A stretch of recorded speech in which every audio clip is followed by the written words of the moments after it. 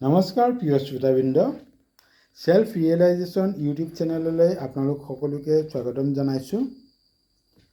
আমি আজি আলোচনা কৰিম আপুনি আৰু আপোনাৰ অৱচেতন মস্তিষ্ক।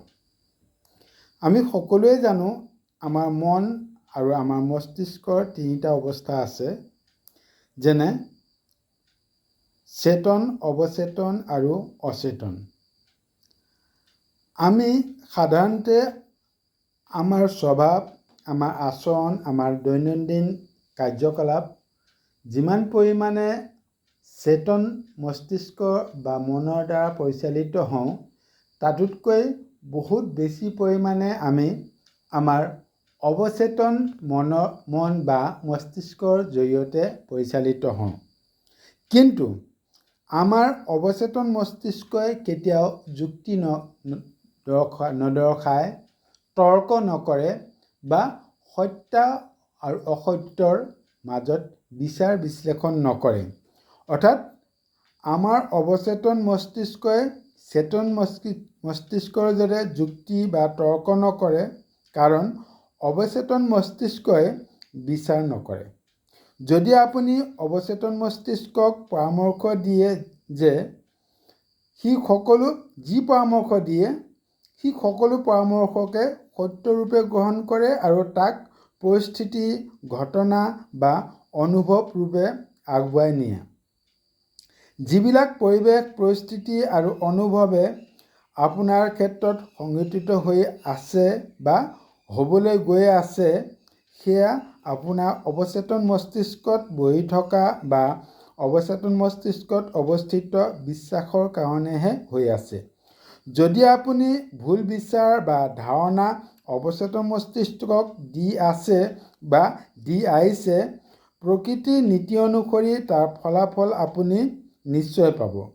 যদি ধনাত্মক ধাৰণাৰে আপোনাৰ অৱচেতন মস্তিষ্ক পৰিপূৰ্ণ, আপুনি ধনাত্মক বা সকাৰাত্মক ফলাফল পাবই। আৰু যদি আপোনাৰ মন বা মগজু ঋণাত্মক মনোভাৱেৰে পৰিবেষ্টিত বা ঋণাত্মক মনোভাৱেৰে পৰিপূৰ্ণ, আপোনাৰ অৱচেতন মস্তিষ্কই সেই আজ্ঞা দিয়ে বা গ্ৰহণ কৰে, তেতিয়া আপোনাৰ কাৰ্যকলাপ বা আপোনাৰ ইয়াৰ ফলাফল আপুনি ঋণাত্মক হিচাপে পাব। কাৰণ সকলো জীৱৰে অৱচেতন মনৰ দ্বাৰাহে নিজৰ স্বভাৱ প্ৰদৰ্শন কৰে। আপোনাৰ চেতন মনৰ স্বাভাৱিক বিচাৰধাৰা আপোনাৰ অৱচেতন মস্তিষ্কৰ গভীৰ স্থানত স্থিতি লাভ কৰে। যদি আপোনাৰ বিচাৰ বা ধাৰণা বাস্তৱসন্মত আৰু সঠিক, তেন্তে ই আপোনাক অনুকূল অৱস্থালৈ নিব। আৰু যদি আপোনাৰ মনৰ ধাৰণা বা বিচাৰ অবাস্তৱ বা দ্বিধাপূৰ্ণ বা ঋণাত্মক, তেতিয়াহ'লে আপোনাৰ অৱচেতন মস্তিষ্কই আপোনাক ঋণাত্মক ফল দিব, তাত নিশ্চিত থাকক। প্ৰিয় শ্ৰোতাবৃন্দ, মোৰ আগৰ এটা ভিডিঅ'ত উল্লেখ কৰিছোঁ যে আপোনাৰ প্ৰাৰ্থনা আপোনাৰ আৰাধ্যজনে শুনেনে? সেই ভিডিঅ'টোতে আপোনালোকে গম পাব যে আচলতে আমাৰ জীৱন পৰিচালনা কৰাৰ ক্ষেত্ৰত আমাৰ সচেতন মনতকৈ অৱচেতন মনৰ গুৰুত্ব বা তাৎপৰ্য কিমান গভীৰ আৰু মহত্বপূৰ্ণ। কিয়নো আমি মনত কি ভাৱ লৈছোঁ বা আমাৰ মনোভাৱ কি, বা আমি মুখেৰে কি কৈছোঁ আৰু আমাৰ অৱচেতন মনে কি ভাবিছে, তাতে আমাৰ জীৱনৰ ফলাফল বহু পৰিমাণে নিৰ্ভৰ কৰে। যদি আপুনি মুখেৰে এটা খুব সুন্দৰ কথা কৈ আছে বা কাৰোবাক প্ৰশংসাত পঞ্চমুখ হৈ আছে, কিন্তু মনে মনে সেই ব্যক্তিজনৰ প্ৰতি আপোনাৰ ঈৰ্ষা, হিংসা বা ঋণাত্মক মনোভাৱ আছে, তেন্তে আপুনি সেই ব্যক্তিৰ পৰা বা ব্যক্তিৰ জৰিয়তে প্ৰকৃতিৰ পৰা আপুনি কিন্তু ঋণাত্মক ফলাফলে লাভ কৰিবলৈ সক্ষম হ'ব। কিয়নো আমাৰ মনোভাৱ প্ৰকৃতিৰ নীতি অনুসৰি এই মহাজাগতিক প্ৰাণ শক্তিয়ে আমাৰ মনোভাৱহে গ্ৰহণ কৰে। আমাৰ মাত বা আমাৰ কথা এই প্ৰকৃতিয়ে কেতিয়াও বুজি নাপায়। এতিয়া প্ৰশ্ন হ'ল যে আমিনো কেনেকৈ চিনাক্ত কৰিম আমাৰ চেতন বা অৱচেতন মস্তিষ্কই কেনেকৈ ক্ৰিয়া কৰে। এই ক্ষেত্ৰত আপোনালোকে এটা উদাহৰণে আপোনালোকক উপলব্ধি কৰাত সহজ হ'ব। ধৰি লওক আপোনাৰ চেতন মস্তিষ্ক বা মগজু বা মন হ'ল এখন চলি থকা জাহাজৰ কেপ্টেইনজন, আৰু আপোনাৰ অৱচেতন মস্তিষ্ক হ'ল সেই কেপ্টেইনজনক সহায় কৰিবৰ কাৰণে জাহাজত থকা সকলো কাৰিকৰী বা সাধাৰণ কৰ্মকৰ্তা।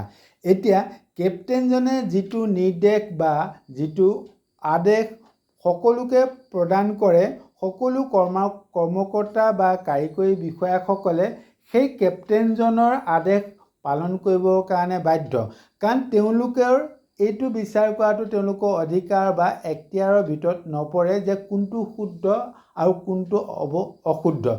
ঠিক সেইদৰে আমাৰ অৱচেতন মনেও শুদ্ধ কি অশুদ্ধ কি বা যুক্তি বা তৰ্ক নকৰে।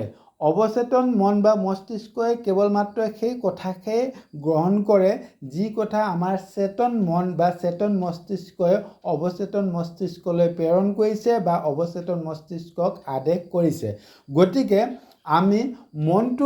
আমি আগতে কৈ আহিলোঁ যে আমাৰ সকলো কাৰ্যকলাপৰ প্ৰায় ৮০তকৈ বেছি শতাংশ আমাৰ অৱচেতন মনে আমাৰ আচৰণ পৰিচালনা কৰাৰ ক্ষেত্ৰত সহায় কৰে। গতিকে এই ৮০% ভূমিকা গ্ৰহণ কৰা অৱচেতন মস্তিষ্কক কেৱল মাত্ৰ ২০%হে ভূমিকা গ্ৰহণ কৰা চেতন মস্তিষ্কই যি আদেশ বা পৰামৰ্শ আগবঢ়ায়, কিন্তু অৱচেতন মস্তিষ্কই তাক আখৰে আখৰে বা সত্যৰূপে গ্ৰহণ কৰে আৰু তাক কাৰ্যত ৰূপায়িত কৰিবৰ কাৰণে প্ৰয়াস কৰে। গতিকে মনত ৰাখক শ্ৰোতাবৃন্দ, আমি যদি আমাৰ মনটোক যদি আমি সুস্থ কৰি ৰাখিব পাৰোঁ, তেতিয়াহ'লে আমি প্ৰথম প্ৰাধান্য দিব লাগিব যে আমাৰ মনৰ ভাৱ কি, অৰ্থাৎ আমাৰ অৱচেতন মনৰ অৱস্থিতি বা স্থান বা অৱচেতন মনৰ ধাৰণা কি। যদিহে আমি আমাৰ অৱচেতন মনৰ ধাৰণা স্পষ্টকৈ উপলব্ধি কৰিবলৈ সক্ষম হ'ম, তেতিয়া কিন্তু আমাৰ চেতন মনে সেই অৱচেতন মনৰ অনুকূলে, অৰ্থাৎ চেতন মনেও অৱচেতন মনক সেই অনুপাতেহে আদেশ বা পৰামৰ্শ আগবঢ়াব। গতিকে আশা কৰোঁ এই ভিডিঅ'টোৰ জৰিয়তে আপোনালোক কিঞ্চিতমান হ'লেও উপকৃত হ'ব। আপোনালোক উপকৃত হ'লে মোৰ কষ্ট সাৰ্থক হ'ব বুলি ভাবিম। সকলোকে পুনৰ এবাৰ ধন্যবাদ জনাইছোঁ।